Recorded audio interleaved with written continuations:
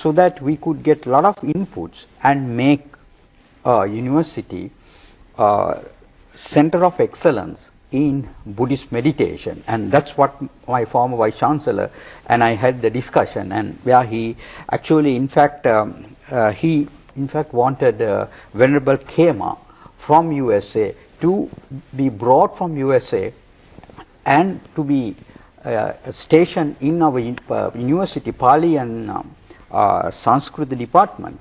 So therefore you could see the way that the former Vice Chancellor has thought about, and it's really paying dividends now. So Professor, how does neuroscience play a role in meditation? Basically, if you look at the neuroscience and from this slide you could see, I mean, we have whole heap of neurons. It's about 1 billion, and if you look at the wiring, it's about millions of kilometers of wiring is there.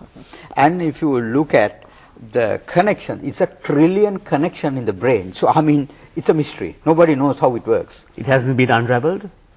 Never. I don't think it can be ever been done. It's so mysterious organ.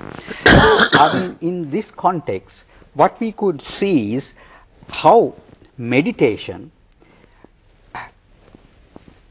changes these connectivities, this wiring, these neurons, and how does the brain changes, and that change as in change for the better, for the worse, or for both? For betterment, because most of the studies that has come through, the very sophisticated studies that mainly has come from US, they have shown it's absolutely for the betterment. What kind of betterment? One thing is the social. If you look at this slide here, I mean, here in this slide you could see, I mean, these are some of the studies. I mean, here is a person who basically is a criminal, and if you look at his the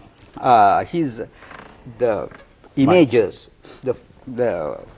you could see the areas in which they are the red areas are the ones that is more active.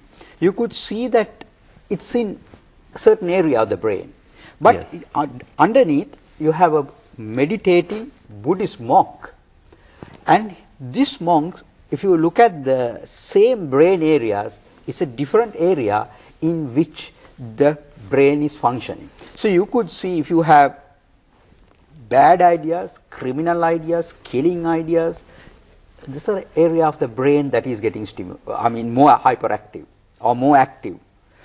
Whereas in a Buddhist monk, where, as Venerable Bhante very quite explained, it's very calm. And here Americans have shown is actually exactly what Buddha said, and what exactly stated by Venerable Bhante. It's really happening inside the brain, and that's definitely going towards the social well-being. You could see, I mean, you can prove it, it's really happening inside the brain. Mrs. De Silva, meditation, as you know, is increasingly being used in modern psychotherapy to treat a wide range of psychological disorders. Now, how did this practice come about, and what is its current status as of 2015? Right. I must first say that this is a very, very significant giant step forward in the research on psychology as well as psychiatry. But not only, it has also moved into education, into health, into education, into law, to sports, management. As professors mentioned, that this is very widely spread across universities in the States, taught as a subject. There are special centers. Now, Kumar, you asked how did it all come about? I would say this all came about with a person by the name Kabat-Zinn, who's actually a professor of medicine emeritus in the University of Massachusetts, where he also founded the stress management clinic and a number of other such institutions.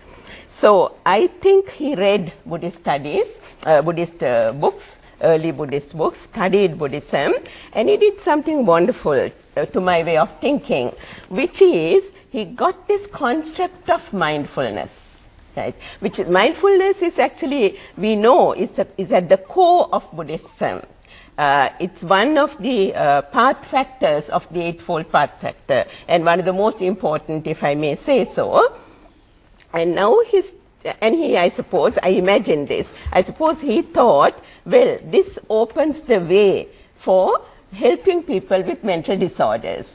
But then he had a big challenge. How would you introduce a concept from a so-called religion into scientific community and align it in a way that's culturally acceptable to a Western society? Yeah? So, yes. Alignment would be the key word there. Alignment How do you align is the key this? word. Yes. Otherwise, they will say, okay, so this is religion, and of course, and this is Buddhism, and Yes. so on and so forth. So I think he was very patient, he was very clever and smart by giving it a definition that somehow aligned culturally and also let itself be amenable to scientific inquiry, because both are important. So what he said was, if I recall this right,